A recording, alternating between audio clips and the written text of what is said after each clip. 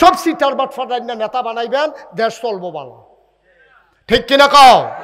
সব বাটফার, সিটার, 2 নম্বর, সুদখুর, ঘুষখুর, বদখুর, যে যত বড় বেশি মিছা কথা কইতে পারে আমার দেশতে হইল তত বড় নেতা। ঠিক কিনা কও? আপনি দেখেন তো মিছা কথা কয়, আবার তারাই আপনারে সাইস্টলে বইয়া বইয়া কয় আমরার যে নেতা বেড়ে কয় কি রহ, কয় আনতেও পারে খাইতেও পারে। এটা কি তার একটা গুণ হইল? কয় তে আনতেও পারে খাইতেও পারে, তার বাহের দিনের সম্পদ, সরকারি সম্পদ। হগিন্নি বেডির লেগে বিস্কুট হয়েছে, সেই বিস্কুট এতে খাইয়া বইয়া রয়েছে। দুস্থ মাতার লেগে টিন হয়েছে, সেই টিন দিয়েতে ঘর তুললে ঘুমাইতে আছে। আপনি তে আনতেও পারে খাইতেও পারে, তে হইলে আমার দেশের নেতা। ভালো মানুষের দাম নাই। তো যেই রকম নেতা বানাইবেন এই রকম কর্মফল ভোগ করবেন। মাছ ধরুন্নার যেই বাঘ, ডুলারা হুন্ডারও সেই বাঘ। ঠিক কিনা কয়? নেতার যেমন দোষ, আমাদের জনগণেরও দোষ আছে। ঠিক কিনা কন? আসেনিও কতক্ষণ আসেনি? আপনি ভোট না দিলে তো এমপি হয় না, আপনি ভোট না দিলে তো মন্ত্রী হয় না। সুতরাং তে এমপি হইয়া সেটা যেত্রী গোনা করব, আপনার ভোট ফাইয়া এমপি হওয়ার কারণে কিছু গোনার ভাগ টেনশন করেন না, পাইবেন। টেনশন করুন লাগতো না, তাহলে মেল দরবার লাগতো না, এমনি পাইবেন, বাইতে আইব। কুদ্দুর চিন্তা করেন আব্বা, কুদ্দুর চিন্তা করেন। সব কথার ভিতরে রহস্য বিচাইলেন না, বিবেকটার একটু কাজে লাগাইলেন। আল্লাহ দুনিয়াত ফাটাইছে খালি খাওয়ানোর ঘুমানের লেগা না, আমাদের কিছু দায়িত্ব আছে। খেলাফতের দায়িত্ব পালন করার জন্য আল্লাহ বানানোর আগে কইছে ওয়ামা খালাকতুল জিন্না ওয়াল ইনসা ইল্লা লিয়াবুদুন। এরপরে কি শুরুতে কি কইছে? ইন্নী জাইলুন ফিল আরদে খলিফা। প্রতিনিধি, আল্লাহর প্রতিনিধি আপনি। আপনার ওজন আপনি বুঝেন না। আপনি ফির সাহেব, আপনি মনে করছেন খালি মুরিদ বাড়াইবেন আর হাত ফাইতা ফাইতা ঠেয়া খাইবেন, এটাই আপনার কাম। এই আশায় দোহান বাহি খাইতে আছেন, ফিডার লোকে সোড়াইলেই বোধ থাকবে। ঠিক কিনা কও? খালি হাত ফাতা শিখছে। কেডাই জানি এমনি ঘুরাই দিছিল, এটা আবার ঘুরা যাই গা, খাইছত খারাপ তো। ভাই একটু চিন্তা করে চললেন ভাই, একটু বিবেকটা খাটাইয়েন, একটু বিবেকটা খাটাইয়েন। একবার আরেকবার মন্ত্রী হইব না হইলে এমপি হইব। আপনি নিজের বাফের নাম বদলাই আরেকবার জাল বুট দিয়ে আইছেন, করে নাকি করে না? করে। কি কারবার কি? মন্ত্রী হইলে হ্যাঁ তো হইব, পতাকা উঠলে আরেকবার আর গাড়ির উপরে উঠবো। তা আমি গিয়া বাফের নাম বল, ও এখনো যে মজিব ভাই আছে এখনো, হ্যাঁ আপনি আব্বার নাম কি? ডাক্তার কি দা জুবেদ আলী আছে, মারা গেছে। তো ওনার এই যে আপনার নাম আব্দুল জব্বার না মজিব ভাই, তো মজিবুর রহমান ভাইয়ের যে আব্বা, আমি যদি এখন ওনারে তার বাপ তুল্লা গালি দিই, ধরনি আপনি বালা মানুষ হইলে কুদ্দুর হইবেন, আপনার বাপ কি বালা মানুষ আসেননি? তখন উনি কইব যে হুজুর আপনারা সম্পদ দিতেন গেছেন, এখন কবি প্রিসাইডিং ফুলিং, তারপরে 5 জন আছেন শহীদারে বাড়িয়ে শহীদিয়া চাইয়া রয়েছে সবার সামনে। আপনার জিজ্ঞেসে আব্বার নাম কি? আপনি কইছেন আব্দুল রশিদ, আসলে আপনার আব্বার নাম আব্দুল কুদ্দুস। নিজের বাপ নিজে বদলাইছেন আপনি, আপনি কি মানুষ রয়েছেন? আমরা এলাকার মহিলারা বোধহয় কইতেছে আজ যা বেড়াইতে ধরছে বেড়িয়ে বালা, বেড়িয়ে বালা রৈশার বউ কুদ্দুচার বউ কইয়া বুট দিয়ে পড়ছে না। আমি তার লেগে ডাক দিয়া কইসাম আম্মা গো আপনি রৈশার গরো জানি করতেন, কুদ্দুচার গরো না যাইবে বুড়ার লগে লগে আপনি হ্যাঁ না যাবেন, আপনি আর রশিদের বউ নাই, আপনি কুদ্দুসের বউ হইয়া গেছেন গা। ঠিক কিনা কম? এই কথাটি কইলে তো আর বালা না, এই কথাটি কইলে আর বালা না, এত বালার দরকারও নাই। তোমরার কাছে আমার বালাও আর দরকার নাই। আল্লাহ যদি বালা কয় এটা হইলো আসল বালা। ঠিক কিনা কয়? সবাই মিললে ফুলের মালা দিলে কি দাম, কবরে যদি জোতার মালা, আর সবাই মিলে জোতার মালা দিলে সমস্যা কি, কবরে যদি ফুলের মালা। ঠিক কিনা কয়? একটু চিন্তা করে চললেন। ও যেই কথাটা কইছিলাম সেটা শেষ করে লাই। আম্মাজান খাদিজা কথা মনে আছে নি? হ্যাঁ, সচেতন শ্রোতা, কথা কইয়া মজা আছে। আমি প্রথমে মনে করছিলাম আপনারা বোধহয় বেশি ভালো শ্রোতা না, ওখান টের পাইছি যে আপনারা ফজর পর্যন্ত ওয়াজ শুনতেন পারবেন। এবার নাইয়া বেড়াইয়া সিফা দিয়া লাগে ফজর পর্যন্ত কেমনে রে থাহাম, কিতা কইলো মাইদে দিয়ে হুজুরে না। একটা কথার কথা শেষ করে দিতে আসছি। আম্মাজান খাদিজা তিনি বুঝে ফেলছেন এই মানুষটা সাধারণ মানুষ না। তিনি কষ্ট করে করে এইভাবে খাবার দিয়ে আসতেন নবী ধ্যানমগ্ন। নবী যখন ঘরে আসলেন একদিন কাঁপতে কাঁপতে, গাল তার লাল, চোখ তার বড় বড়। আম্মা জান খাদিজা জিজ্ঞেস করে, নবী আমার, স্বামী আমার তখনও নবুয়ত প্রকাশ পায় নাই, স্বামী আমার কেউ কি কিছু বলেছে নাকি? আল্লাহ নবী ডাক দেয়া কয়, খাদিজা, ও খাদিজা, আল্লাহর এক ফেরেশতা নাম নাকি তার জিবরাইল, সে গুহায় এসে আমি তার একটা কদম দেখেছি আর একটা কদম দেখি নাই, বিশাল তার দেহ। সে আমারে ডাক দিয়া কয়, আজকে থেকে আপনি মোহাম্মদ ইবনে আব্দুল্লাহ না, আজকে থেকে আপনি মুহাম্মাদুর রাসূলুল্লাহ, আজকে থেকে আপনি মুহাম্মাদুর রাসূলুল্লাহ, আমি নাকি আল্লাহর নবী। এবার আসেন আসল কথা যেটা আমি বলতে চাইছি। আম্মাজান খাদিজা সংসার করছে কয় বছর? এই যখন নবীজি এই কথা কয়, এর আগে সংসার করছে কয় বছর? একটা মানুষ চিনতে কি 15 বছর লাগে? নবীজি যখন শুধু বলছে খাদিজা আমি নাকি নবী, আম্মাজান খাদিজা কি কইছে শুনছেন? একবারও বলে নাই কবে থেকে নবী, কার জন্য নবী, কে বানাইলো নবী, কখন আপনি নবী, কোনো কিচ্ছু জিজ্ঞেস করলেন না। নবী শুধু বললেন আমি নাকি নবী। আর আম্মাজান খাদিজার সাথে সাথে রায় দিয়ে দিলেন, অবশ্যই আপনি নবী। চারটিখানি কথা মনে করছেন? আজকে মাহফিলের পরে আপনারা তো বাদ যাইবেন না, বাড়িতে যাওয়ার পরে আপনি গিয়ে আপনার ওয়াইফকে ডাক দিয়া কইবেন, নাগেশের ফিরসা হুজুর যাইছিল, কইয়া গেছে ওলি ওলি। আপনার ওয়াইফ কিতা কইব জানে? কইব বালিশটা লইয়া বারান্দার জায়গা, বিড়ির গন্ধে লগে দিয়ে আটন যায় না, ওলি। আপনার ওয়াইফ আপনার ওলি মানে না তো, মানে না, কারণ আপনার খাদ্যদ্য সব জানে। আপনি যেবারায় টেহা পায় এবারায় গাড়াতাইয়া ডাক দিলে আপনি আপনার ফুতেরি দিয়া কইছেন না গিয়া কো আব্বাই বাইত নাই, আপনি কি হুবের বাটফার? আপনি শব্দ আপনার বউয়ে জানে। আপনি যে গরু হইতা থাইকা আপনি যে কইছেন ফলারে দিয়া খবর পাঠাইছেন আব্বারে গিয়া, আরে গিয়া ক আব্বাই বাইত নাই, ফলাই যে কইছে আব্বাই কইছে আব্বাই বাইত নাই। আর তে তখনও মিছা কথা শিখছে না তো পুরা, তো এক্সপার্ট হইছেন আপনার মতো। আপনার বউ আপনার ওয়াইফ সব জানে, এই জন্য আপনাকে অলি মানতে রাজি না, ঠিক কিনা কম? এই জন্য দেখবেন বাংলাদেশের কোনো ফির সাহেবের কাছে, কোনো ফির সাহেবের বউয়ে কোনোদিন ফির সাহেবের কাছে মুড়ি দেয় না, কারণ এবিডি জানে তাই না যে কি কারবার। বাইরে দিয়া ফিটপাট গড়াইলে সতর্কার, এটা এবিডি জানে, জানার লেগে মুড়ি দেয় না। এবারে মানুষও তো মনে করে না। আপনি যদি কোনো সময় কোনো ফির সাহেবের বউয়ের লোকে কথা কইতেন পারতেন, খবর পাইলেন ফির সাহেব কি জাতের মানুষ। ভাই কথাগুলো শুনতে খারাপ লাগে না? এটাই বাস্তবতা, এটাই বাস্তবতা। আপনি কত শখ করে, বাংলাদেশের মানুষ আলেম ওলামারে কত মহব্বত করে, লাউয়ের দানাটা লাগানোর আগে নিয়ত করে প্রথম লাউটা হুজুরের, মাছটা ধরনের আগে নিয়ত করে মাথাটা হুজুরে খাওয়ায়াম, গরুর কলজাটা, মাছের মাথাটা, গাছের লাউটা, টাহি মাছটা দিয়া ডুই ফিডা বানাইয়া। কত মানুষ এই বিদেশ ফাটানোর সময় নিয়ত করে যে প্রথম বেতনটা হুজুরের, কম্বল ফাটাইলে একটা হুজুরের। এত মায়া করে, এত মায়া করে। কেন মায়া করে? কারণ আপনি ইসলামটারে ছাইয়া রাখবেন, এর লেগে মায়া করে। ইসলামের উপরে মানুষের আঘাত আসে, ওই কাফের বেদিনেরা ইসলাম নিয়ে কথা কয়, আপনি একটা টু শব্দ করেন না, ঠিক কিনা কয়?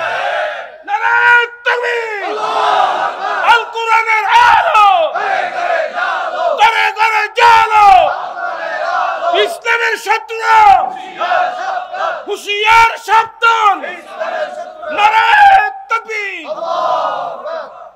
তাইলে কি হইল? আম্মাজান খাদিজা কয় বছর না সংসার করছে? নবীজি যখন বললেন আমি নাকি নবী, আম্মাজান খাদিজা কয় অবশ্যই আপনি নবী। নবীজি চমকে উঠলেন, থমকে দাঁড়ালেন, আশ্চর্যান্বিত হয়ে গেলেন। তিনি ডাক দেয়া কয়, কেমনে বুঝলাম আমি যে নবী? কয় 4টা জিনিস আপনার ভিতরে পাইছি, যে এই 4টা জিনিস মক্কায় কারো মাঝে পাই নাই। কয়টা কথা কয় না? কয়টা? 4টা জিনিস পাইছি। 1 নম্বরে আপনি কখনো আমানতের খেয়ানত করেন না। সুবহানাল্লাহ কয় না? 2 নম্বরে আপনি কখনো ওয়াদা খেলাফ করেন না। সুবহানাল্লাহ 3 নম্বরে কখনো আত্মীয়তার সম্পর্ক ছিন্ন করেন না। 4 নম্বরে কখনো আপনি অভাবী কোনো মানুষকে খালি হাতে ফিরাই দেন না। কত মজার কথা। নবীজির কাছে বসে আছেন, এমন সময় এক সাহাবা আসছে গ্রাম দেশ থেকে। তাফসীর ইবনে কাসিরের ভিতরে ইবনে কাসির দামিশকি রহমাতুল্লাহ আলাইহি এই হাদিসটা বর্ণনা করেছেন। এটা রিয়ার একটা হাদিস, আমি এই জায়গায় ছাড়া আর কোথাও পাই নাই হাদিসটা। এক সাহাবা এসে কয়, আসসালাতু আসসালামু আলাইকা ইয়া রাসূলুল্লাহ। নবী বললেন, ওয়ালাইকুম আসসালাম ওয়া রাহমাতুল্লাহ। কয় যে হুজুর, আমি তো আপনার মুরিদ, আপনার উম্মত। কয় হ্যাঁ। আপনি তো আমার রুহানি বাবা। কয় হ্যাঁ, তোমরা আমার রুহানি সন্তান, আমি তোমাদের রুহানি বাবা। কি হয়েছে? কয় যদি আপনি আমার আব্বা হন তাহলে আমার মেয়ের তো আপনি নানা হন না? কয় হ্যাঁ, তোমার মেয়ের তো মেয়ে আমার নাতিন। কি হয়েছে? কয় হুজুর, আমার একটা মেয়ে আছে বিয়ের উপযুক্ত, ভালো একটা ছেলে পাইয়া। ভাই, এটা মোটেও উচিত করেন না। এই যে ফিট কালারের পাঞ্জাবি বসেন, আপনি আইসা ভিতরে আসেন। মাইব না, ভিতরে আসেন। আরে এটা কি আইয়ার? কি আইয়ের? কি মানে আইয়েন? হ্যাঁ আইয়ের। ওমা এমনি বসে কি লিগা? আরাম করে বসেন। হ্যাঁ আমিন কন। আহা হা, কি মজার কথা। এটা বইলে বিশ্বাস করে দেব। কষ্ট হইতেছে আপনাদের না? তো সাহাবাইয়া ইয়া রাসূলুল্লাহ, আপনার নাতিন তো বিয়ে হয়ে গেছে, ভালো ছেলে পাইছি মাশাআল্লাহ, 5 ওয়াক্ত নামাজ পড়ে, দেখতে শুনতে ভালো, বদরের যুদ্ধে অংশগ্রহণ করেছে, খুব মুআদ্দাব ছেলে, জামাত কাজা করে না। মেয়ে পাইয়া, ছেলে পাইয়া বিয়ে দিয়ে দিলাম। মাশাআল্লাহ, খুশি হইলাম। বিয়ে দিছে তো ভালো খবর, তো আমার কাছে আসছো কেন? কই ইয়া রাসূলুল্লাহ, একটা কথা বললেন, আপনার নাতিন না, তা আপনার নাতিনের বিয়ে হয়েছে, আপনি কিছু দিবেন না? সুবহানাল্লাহ বলবেন না? কেমন সম্পর্কটা? আপনি পারবেন আপনার ফির সাহেবরে কইতেন যে হুজুর আমার মেয়ের তো বিয়া ঠিক হয়েছে, আপনি তো আমার ফির সাহেব কি দিবেন নিয়ত করছেন, এটা কইতেন পারবেন? বরং আপনার ফির সাহেব আরো আশায় আশায় রয়েছে, তাই যখন বিয়ে হইব লুঙ্গি দো পাবই পাবো। লুঙ্গি একটা রেডি আছে। দেখেন সম্পর্কটা কেমন, দেখেন সাহাবার লগে নবীজির কিরকম সম্পর্ক থাকলে এই কথাটা কইতে পারে, নবী গো আপনি আপনার নাতিনের বিয়েতে কি দিবেন? নবীজি পকেটে হাত দিলেন, বিব্রত বোধ করলেন, কিচ্ছু নাই, খালি পকেট। লজ্জায় চেহারাটা নবীর লাল হয়ে গেছে। বড় লজ্জাশীল মানুষ ছিলেন আমার নবীজি, লজ্জায় লাল হয়ে গেল চেহারা। ডাক দেয়া কয়, বাবা আমি যে তোমার মেয়ের বিয়েতে কিচ্ছু দেওয়া দরকার এটা সত্য, কিন্তু কেমন নবী তোমার, গরিব মানুষ, কিচ্ছু নাই দেওয়ার মতো। সুবহানাল্লাহ, দেওয়ার মতো কিচ্ছু নাই, গরিব নবী তোমার, আমি কিচ্ছু দিতে পারলাম না। মনে কষ্ট নিও না, আগামীকালকে সকালবেলা আইসো, আসার সময় একটা ছোট্ট শিশি নিয়ে আইসো, একটা কাঠি নিয়ে আইসো, দেখি আমার নাতিনের জন্য কি দেওয়া যায়। পরের দিন তিনি আসলেন, নবী আবার বলে রেখেছেন যদি আমি বিশ্রাম ফরমাই তুমি এমন করে দরজায় নক করবা, 3 বার বুঝবো তুমি এসেছো। নবীর দরজায় এসে সাহাবা দাঁড়ালেন, ভেতর থেকে দরজা বন্ধ। সাহাবায়ে কেরাম নবী ঘুমাইলে কেউ ডাকতেন না, যেহেতু অনুমতি দেওয়া আছে। 3 বার দরজায় নক করলেন, নবী দরজা খুলে দিলেন, বললেন আহলান সাহলান মারহাবা, মোস্ট ওয়েলকাম, আমার ঘরে তোমাকে স্বাগতম, আসো আসো, ভেতরে আসো। শিশি আনছো? জি ইয়া রাসূলুল্লাহ আনছি। কাঠি আনছো? জি আনছি ইয়া রাসূলুল্লাহ, বসো। নবীজি তাকে বসালেন, পাঞ্জাবির হাতটা তিনি গুছালেন, 2 হাত কনুই পর্যন্ত উঠাইলেন, আবার 2 হাতে এমন করে শক্ত করে কচলাইতে শুরু করলেন। 1 হাত আরেক দিক দিয়ে কচলায়, লাল হয়ে গেছে হাত। সুন্দর মানুষ আমার নবী, কচলাইতে কচলাইতে হাতটা লাল হয়ে গেছে, পশমের গোড়ায় গোড়ায় ঘাম জমে গেছে। এবার নবী হাতটা বাঁকা করলেন, বললেন বাবা তাড়াতাড়ি কনুর কাছে শিশিটা ধরো, ওই যে ঘামগুলো জমে গেছে ফোঁটা ফোঁটা করে কনুই দিয়ে পড়তেছে, অর্ধেকটা শিশি হয়ে গেল। এবার বললেন এই হাতে ধরো, আবার অর্ধেকটা শিশি ভরে গেল। আবার নবীজি মুখটা বন্ধ করে মুচকি হাসি দিয়া কয়, আমার নাতিনের বিয়েতে আমার পক্ষ থেকে উপহার।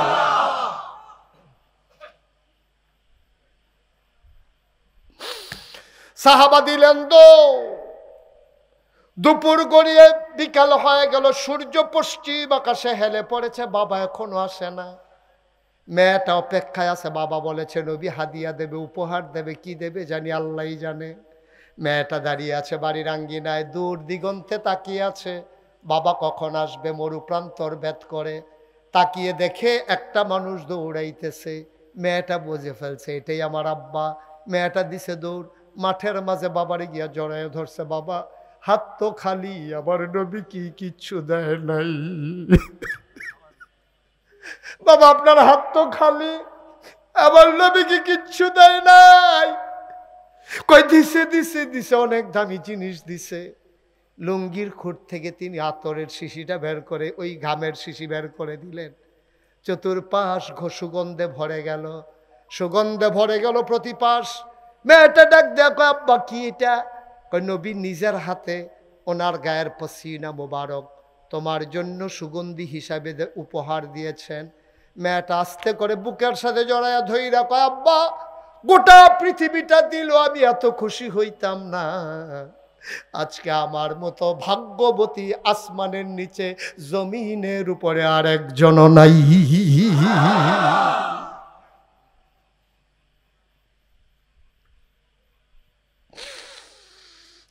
মুসলমান, কলাখালের মুসলমান, মুশতাক ফৈজি যদি কোনোদিন আর না আসে, কোনোদিন যদি তোমাদেরকে না ডাকে, মনে রাখবা আমি এসেছিলাম, মনে রাখবা কথা কয়টা বলে গেলাম। আমি তোমাদের শত্রু না, আমার বাড়ি চিটাগংও না, ঢাকাও না, সিলেটও না, তোমাদেরও কুমিল্লা, আমিও কুমিল্লার সন্তান। বড় মায়া লাগে রে, চোখের সামনে দিয়া জান্না জাহান্নামে চলে গেলে কলিজায় মানবে না। চোখের সামনে দিয়ে একটা মানুষ জাহান্নামে গেলে কলিজায় মানবে না। এই জন্য বারবার ধমক দিয়া দিয়া বসাই, বুঝাইয়া বুঝাইয়া কথা বলতে চাই। আসলে এমন সোনার মানুষ হয়ে যায়, আল্লাহর নবীর মকবুল একেবারে পেয়ারা উম্মতেরা যেমন, তেমন যেন হতে পারি। আল্লাহ যেন কবুল করে, সরবাই পড়ো আমিন। আমল দিয়া জান্নাতে যাইতে পারবো না, এমন কোন আমল করতে পারি না কিয়ামতের ময়দানে যেটা আল্লাহর সামনে তুলে ধরা যায়, এমন কোন আমল বাবা করতে পারি নাই। একটা না একটা উসিলা দিয়া যাইও। আমি ৩৫ বছর বাংলাদেশে ওয়াজ করি, দেশের বাইরে ওয়াজ করি। এই গত কয়েকদিন আগে আসলাম মালয়েশিয়া, ওমান, সৌদি আরব হয়ে। 2 তারিখে আবার যাব সাউথ কোরিয়া, ওখান থেকে আসার পরে আবার হজে, ওখান থেকে আসার পরে আবার আমেরিকায়। ভাই আল্লাহ কত জায়গায় নিল তোমাদের দোয়ায়, মনটা শুধু কান্দে। বুঝাইলাম 35টা বছর, মানুষকে কতটুকু বদলাইতে পারলাম জানি না। 35 বছর ওয়াজ করে একটা অভিজ্ঞতা হয়েছে। আজকের মাহফিলে কদম দিয়া মনটা সাক্ষী দিয়েছে, তোমাদের মাহফিল আমার আল্লাহ কবুল করে নিয়েছে।